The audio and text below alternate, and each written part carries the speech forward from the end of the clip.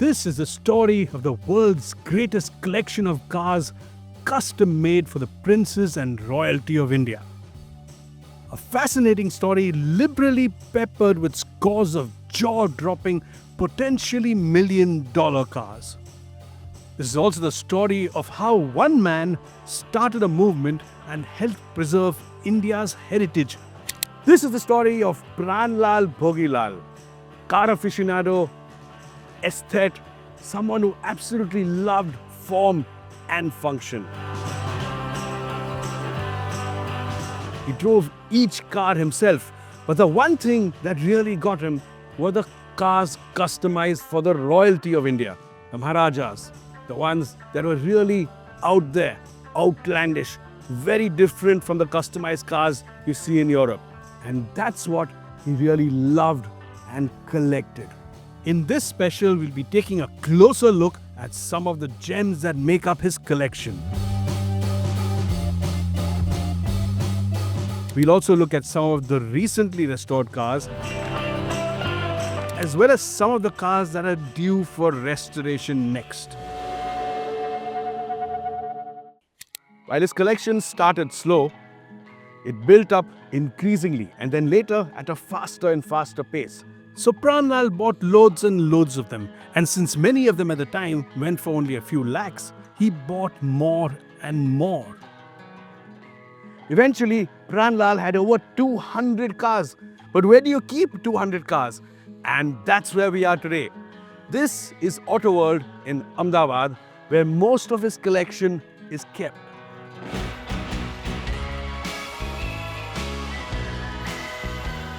I can't believe some of the cars that there are here. 112 in total, 12 Rolls-Royces, 4 Cadillacs, 3 Lagondas, 3 Bentleys, and the best bit, Auto World is open to the public. You can come and see this collection. Also, please note, in all, Pranlal had 16 Rolls-Royces and 7 Bentleys. Most of them customized for one special individual. Now, the laws of digestion say you can't look closely at 112 cars, but let's see some of them, some of the gems. Now, it's been a few decades since most of these cars have been restored, so many are not in the best condition. Still, just to be able to see so many cars of caliber in one place is just stunning. So let's get going. First up, the epic Silver Ghost. The one Autocar in the UK labelled the best car in the world. This 1926 Silver Ghost that's been rebodied to look like a state car, a ceremonial state car to resemble the one used by the royal family of Mysore. Now, the Silver Ghost was the car with which Rolls-Royce built its bulletproof reputation. It was tested for years and years, and it could run on even broken roads reliably and without a problem. And this car, on its long wheelbase, must have been especially comfortable in the back. In fact, I think I'll do a backseat test. But wait, before that, check this out. No horn here, but when I press my foot down, a bell goes off. And another thing, steering mounted controls. Well, they weren't a recent thing. Look at that. Fast, slow. You can adjust the idling speed. And on this side, it's for your ignition timing. Early, late. You can even change the carburetor setting from weak to strong. Now, you do feel like royalty sat in the back here. A huge amount of legroom. I can kick my legs forward, of course, on this long chassis. And nice recline to the back seat. And look at the amount of thigh support. This is a really long cushion. This sat a bit low, but that's all right because it's really comfortable. Next up, this gorgeous and sporty Lagonda. I can see why Pranlal got this one. This 1926 Lagonda with its cycle tire fenders and leather here is just aesthetically pleasing. It's so beautifully made, so beautifully balanced and so well designed. Look at these doors, the way they're cut out into the bodywork to give access. Of course, there are no windows. further to the rear. These fenders that come out, no running boards because, well, it's a sporty car, and nice compact rear. Wouldn't this be just a car for nice long country drives? And here's an interesting bit. Although it says Lagonda, Staines, England, and yes, Lagondas were made in the UK, the brand was actually registered in the US. And take a look at that. If you want to know how your radiator is doing, cool, normal, and boil. Now for something much more dramatic. The 1958 Series 60 Cadillac. What can you say? What a design. Full of aero influences from the jet age. It has tails and fins and pointed sections and loads of styling details that just stand out. Under the bonnet, a 6-liter V8. Well, you need that to move this massive hunk of metal. And this car belonged to Al Sabah, the ruler of Kuwait. It was later given to the Maharaja of Gwalior, but wow, what a thing.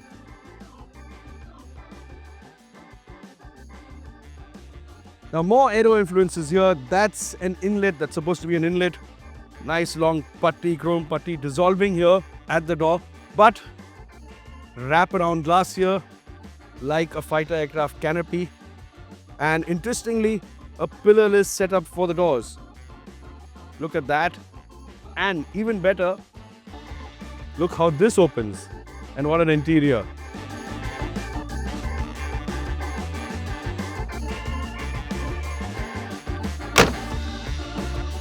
Look at that. Covered wheel, you have to pull this out if you want to change the tire. And of course, these big fins at the back here. What I even love, these tail lights. And look at that. The styling in these years was really special, really stand out.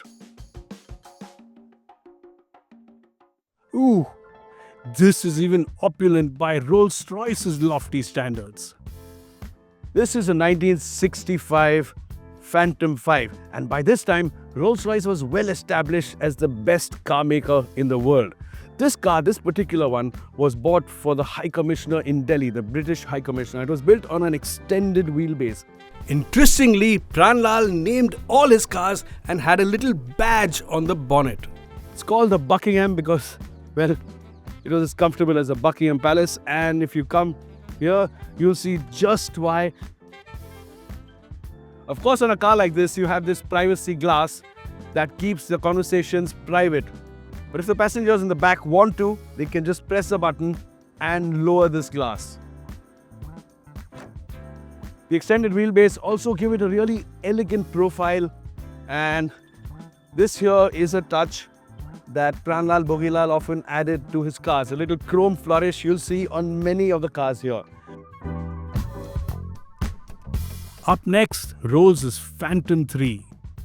1937 Phantom III, the famous V12 engine car, and this one customized for the state of Chota Udaipur in Gujarat. Now, as you can see, black glass here, and if you open the rear, as you can see in the back, a nice footrest, places to adjust the back seat, winders, window winders, and even a winder for this screen up front. Now here's a little trick. If you want to know who's built the body of these early Rolls-Royces, because Rolls-Royce didn't build its own bodies for years and years, you have to just open the back door and look here at the sill. And as here, coachwork by windowers. You get to know who the coach builder was. But of course, it was this little detail, the V12, that made it famous, or should we say infamous. It had hydraulic tappets, it was really advanced for its age and made it difficult to tune and run smoothly. But there are all sorts of interesting details here, aero-influenced ones, like these fins on this exhaust, the fact that it had twin electric systems for each bank as a backup, or that it ran on this massive single carburetor. Now, we often believe sporty four-door cars are a recent thing, but here is a 1937 Lagonda, coach built by the factory itself. And look at that, nice, tight, compact, sporty, but still absolutely wow and in your face. These fenders separated the big Lucas lamps and the Lagonda grille right here. Nice narrow bonnet. And this car, like many Lagondas, has a unique detail in the rear. Now this here is a fuel cap. And walk around to the other side. And there's another one here. Right there. Twin fuel tanks, better weight distribution, more luggage space.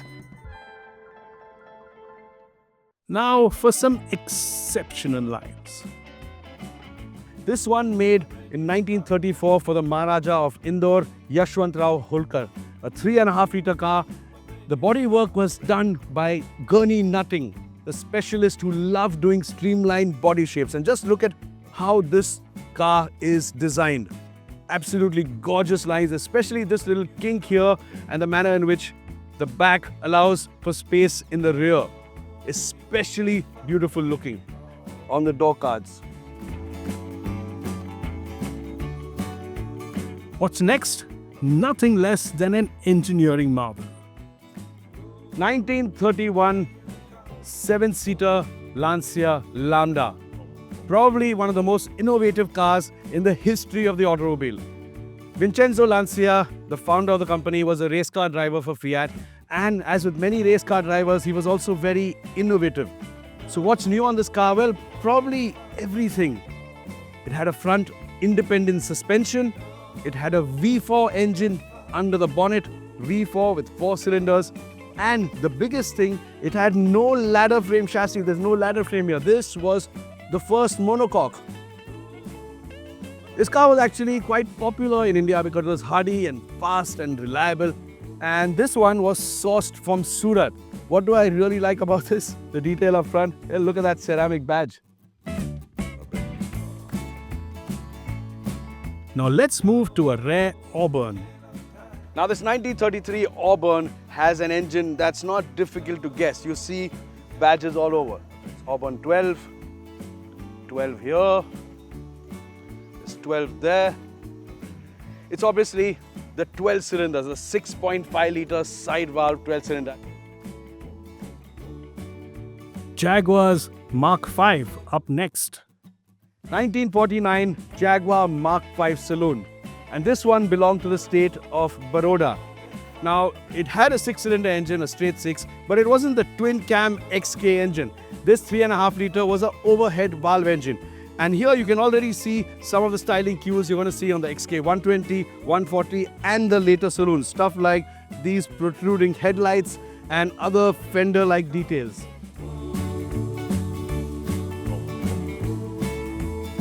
This 1933 MG F-Type Magna belonged to the state of Jodhpur, and what made it pretty unique was that it had a 6-cylinder engine under that long bonnet. What is the capacity of that engine? 1.3 liters. But it managed to be sporty and fast and fun, and it was a favorite of the Maharaja. And this car retains that MG look of the long bonnet, the stand-up grille, and these individual fenders stuck right out. Next, a Rolls-Royce Phantom. Now an interesting car here. This is a Rolls-Royce 1927 Phantom 1. Earlier done by Hooper, the coach builder, as a limousine, but later changed to this sporty style. Here you can also see something Pranlal loved to do. Put chrome covered wheels here instead of the wire spokes. And back here, these flourishes in chrome. You can see them on many of his cars. But this is what makes this car unique. This wooden boat tail at the back. Now for something sporty. Now this really interesting car is a Morse, a very little known brand, and this RX Tourer is from 1914. The company was finally acquired by Citroën, but this 2-litre 4-cylinder is pretty sporty because Morse focused a lot on motorsport, entering motorsport as early as the 1890s. And on to a gorgeous looking Riley. This Riley here really gets me. It's a absolutely gorgeous design. It's an angular grille wraparound with that Riley badge on top, and Wow, look at the lines on this car. And this is supposed to be one of the more affordable sports cars of its time. Real gem. And this 1934 Chrysler Airflow, designed to be aerodynamic, is also uniquely painted. It's got a paint scheme that's called Tutti Frutti. And that's not because of the ice cream. It's because the Cartier jewelry company started a line where they made multicolored gems. And this is in relation to that. Let's go a bit quicker now. Further up ahead, let's look at this really interesting V12 Lagonda from 1939. Wow, look at that. And again, 2 fuel tanks like the other Lagonda. This one, of course, has a huge V12 under the bonnet, much more powerful. This was the Maharaja of Gaikwad's car, and an interesting story, his previous car, which he had ordered, got destroyed in a bombing raid during the war. So this one, the next one in line, was delivered to him. Next to it, these gorgeous straight lines of the 72 Lincoln Continental. And up ahead, another Dharampur Bentley, a Packard, that's a Ford Model A, and now a whole host of American cars painted in some really bright and vibrant colors. Look at this pink Chrysler and the yellow and orange Plymouth. Wow. This gorgeous 49 Cadillac. Some of the finest lines you see on the caddies, especially these convertibles. They have just so much character. 2 more Rolls-Royces, a 33 and a 49. This is a Chrysler Town and Country Woody, made of wood, and look at these big hinges here.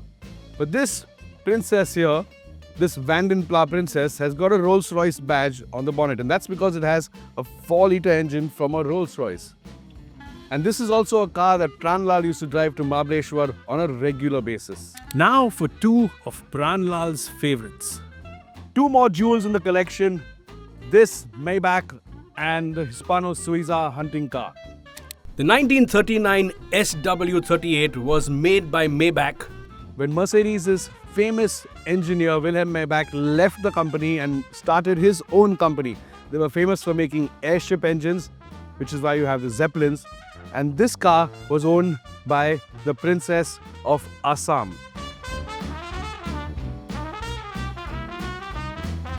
Next up, the Hispano. This beauty, 1927 Hispano-Suiza, the Swiss-Spanish company, was bought by the Maharaja of Alwar several times. He loved the brand, its light construction, its aviation past, a lot of aluminium both in the engine and the construction. And this body style is known as a Cabriolet Deville. Now, when you say Cabriolet, you think of a convertible, a soft top, a compact car. But the roof opened out. It was a soft top and it had a Deville body, a long body. Now, of course, this car was customized for hunting. So you'll see rifle cases on both sides, or shotgun cases in this case. And wow, this car was one of Pranlal's favorites, and we're sure it's going to be restored to concourse condition in the not too distant future. Can't wait to see it and see it running. And now for the remaining Rolls-Royces here at Auto World. Now, we've already taken 4 Rolls-Royce cars from here and put it in our lineup. This, of course, is a Rolls-Royce gallery, so 4 down. That's the 5th one. 1923 Silver Ghost Salamanca by Hooper.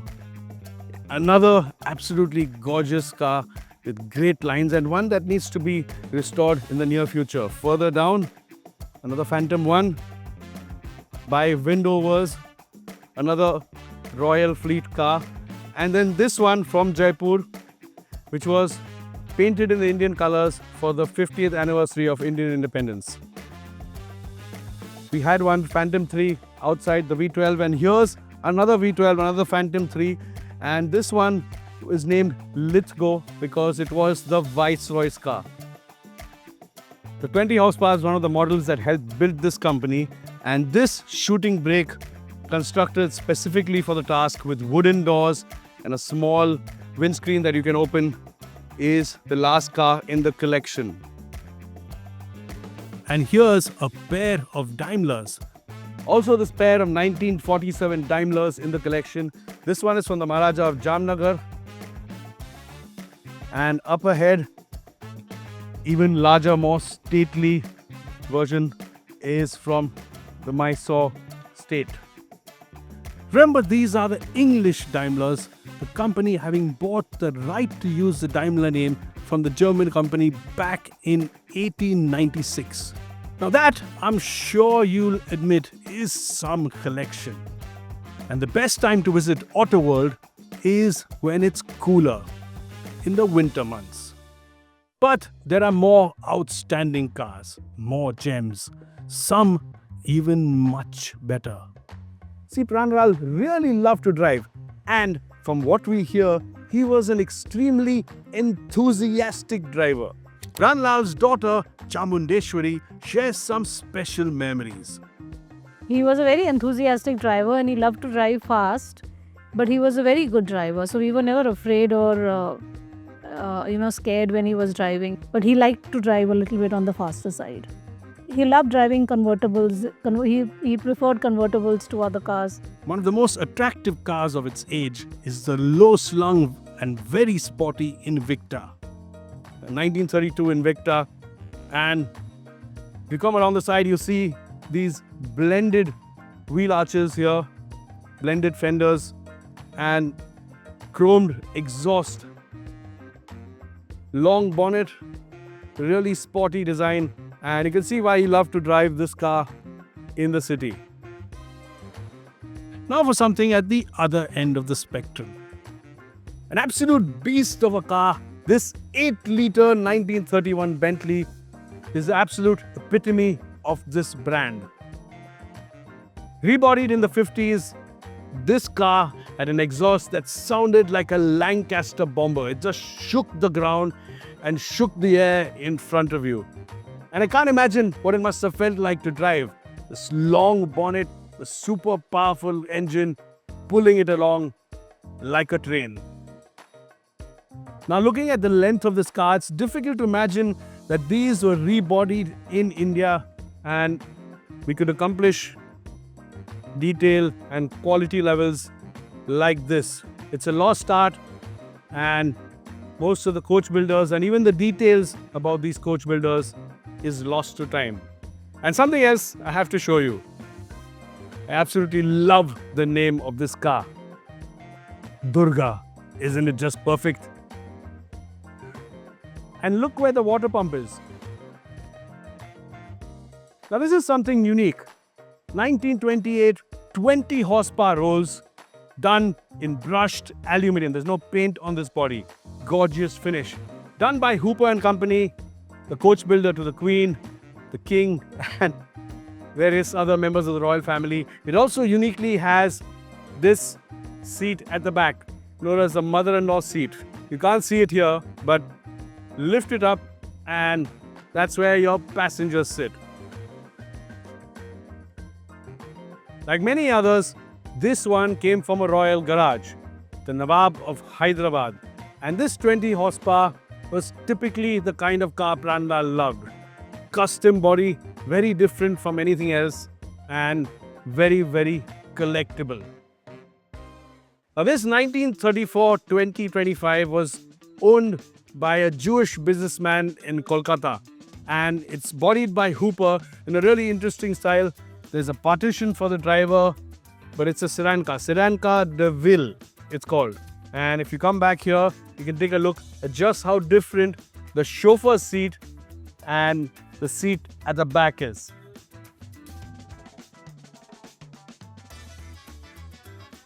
And also part of his collection, this 1955 S1 Saloon from Bentley.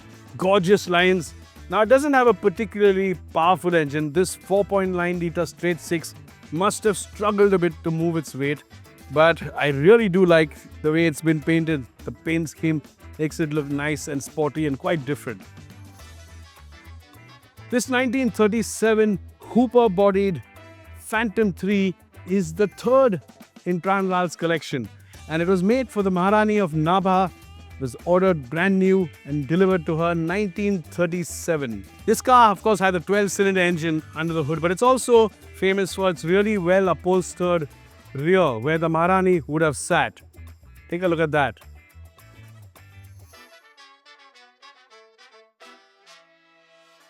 Custom made for the ruler of Mandi state, this 1932 2025 horsepower has got a unique design to the body. It's an open tourer with a specific section towards the rear that is tapered and almost looks like a boat.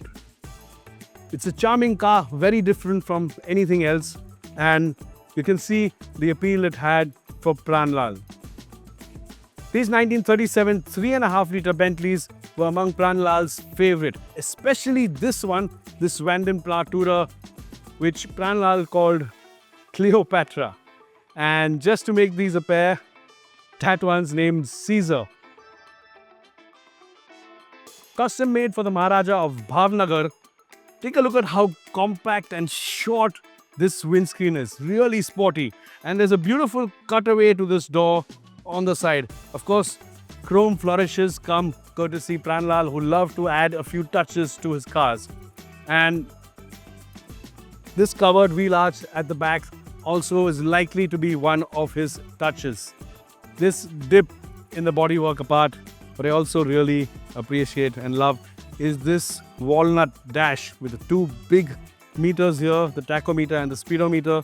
This tachometer going only up to 5,000 RPM, red lined at 4,500 RPM, tells you how low revving the engines of the time were. The speedometer says 110 is the max speed, but not sure about that. Also interesting, 4 other dials here around this switch box. Less outlandish is this sports saloon by Park Ward, and it's typical of the era, of the age, the lines and the two-tone bodywork. With so many cars at his disposal, he loved long drives as well, sometimes venturing as far as Hyderabad. His favourite long run, however, was his drive up to Mahabaleshwar. Our long drives used to be from driving this whole entourage of vintage cars from here to Mahabaleshwar.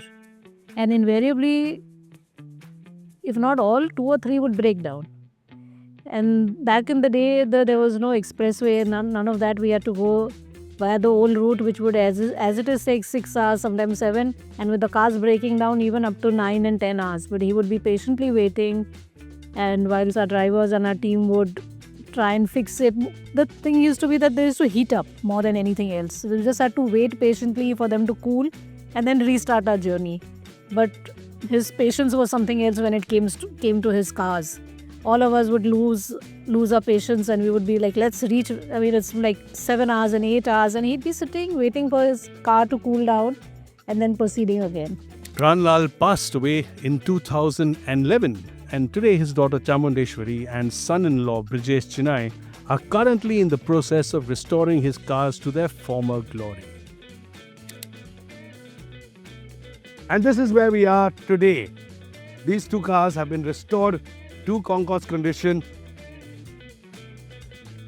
You're of course more familiar with this one, the 300SC, the first car in its class to get fuel injection right after the 300SL Gullwing and the 300SL Cabriolet or convertible. Ex-Maharaja of Sikkim, this is a car whose gorgeous lines you can look at for days and days. And of course, the most interesting thing is this badge right here, Einspritz motor. And Einspritz means injection. It's also where the name E-Class comes from. Used as a suffix on the W123 series cars that came with fuel injection or Einspritz, this badge morphed into the name of the car, or the E-Class. And that injection system came from the pre-war era, from the Mercedes engines used during World War II for the aircrafts, the DB601. Now this gorgeous beauty is the latest one to be restored. This is a legendary 540K, another pillar of the Mercedes brand, and just look at those flowing lines and perfect proportions.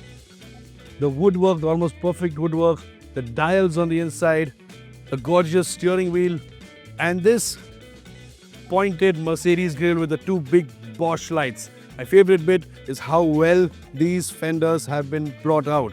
Those flowing large fenders that give it an absolutely incredible look.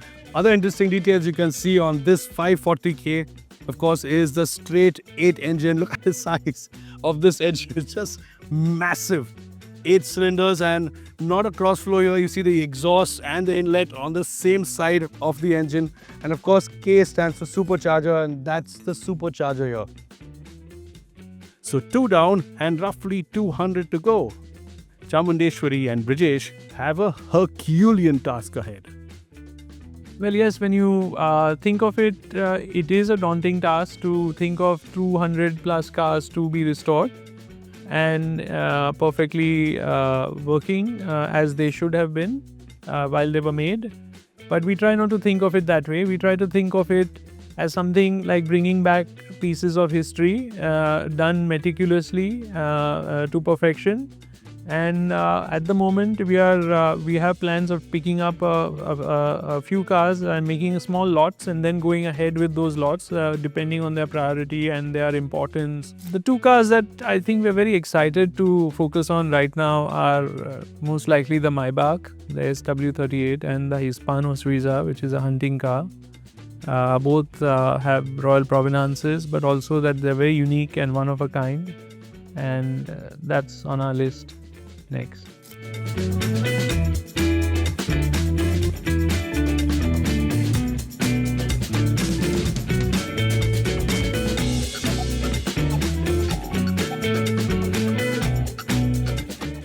In fact, 2 more of the cars from the collection have been restored, and there are another half dozen in the works. Pranlal wasn't just a collector. He helped save a whole generation of India's custom-made vintage cars from the scrap heap.